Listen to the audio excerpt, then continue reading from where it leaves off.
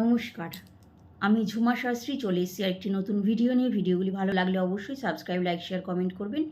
Video শুরু করার আগে গণপতি বাপ্পা এবং দেবাদিদেব মহাদেবকে প্রণাম জানিয়ে, গুরুদের প্রণাম জানিয়ে শুরু করছি।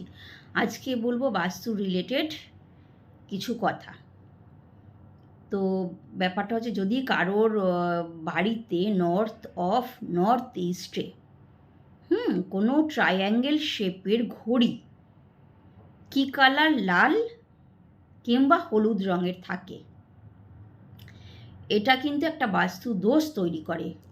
অর্থাৎ বিশাল বড় যে বাস্তু দোষ তৈরি করে সেটা না। এর ফলে কি হয়, তো এর ফলে আপনারা দেখে নেবেন, যদি কারোর এরকম থাকে তো তাহলে দেখবেন অসুস্থতা বাড়ি থেকে ছাড়বে না। অর্থাৎ রোগ ভোগ লেগেই থাকবে।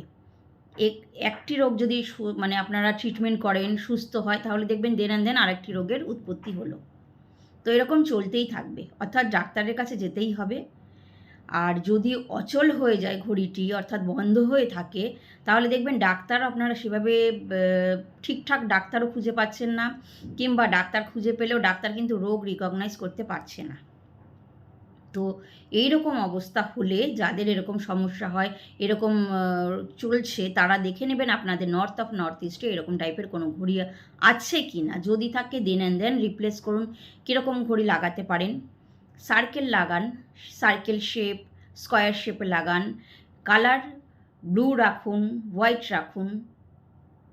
দেন আপনারা কিন্তু ফল পাবেন বা উপকার পাবেন। তো যাদের এরকম আছে একটু করে দেখুন। সুস্থ থাকুন, ভালো থাকুন, নমস্কার।